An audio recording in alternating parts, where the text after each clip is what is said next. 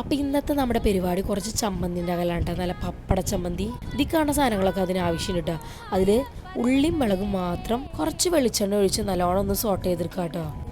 ഈ കാണുന്ന പരിവാകുമ്പോൾ അത് വാങ്ങി വെക്കുക കേട്ടോ. അതിൽ എണ്ണ ബാലൻസ് ഉണ്ടെങ്കിൽ അതിൽ തന്നെ നമുക്ക് പപ്പടവും കാച്ചെടുക്കുക കേട്ടോ ആവശ്യാനുസരണം. ശേഷം നമുക്ക് മിക്സിയുടെ ജാറെടുത്ത് അരയ്ക്കാനുള്ള സംഭവങ്ങൾ ഇടാം കേട്ടോ. കുറച്ച് തേങ്ങയും മാങ്ങയും പിന്നെ കുറച്ച് ഇഞ്ചിയും കൂടി ഇട്ട് നല്ലോണം മിക്സിയിൽ അടിച്ചെടുക്കുക കേട്ടോ. ചമ്മന്തിയുടെ പരുവം നമുക്കറിയാലോ, ഒത്തിരി അങ്ങ് അരഞ്ഞു പോകരുത്.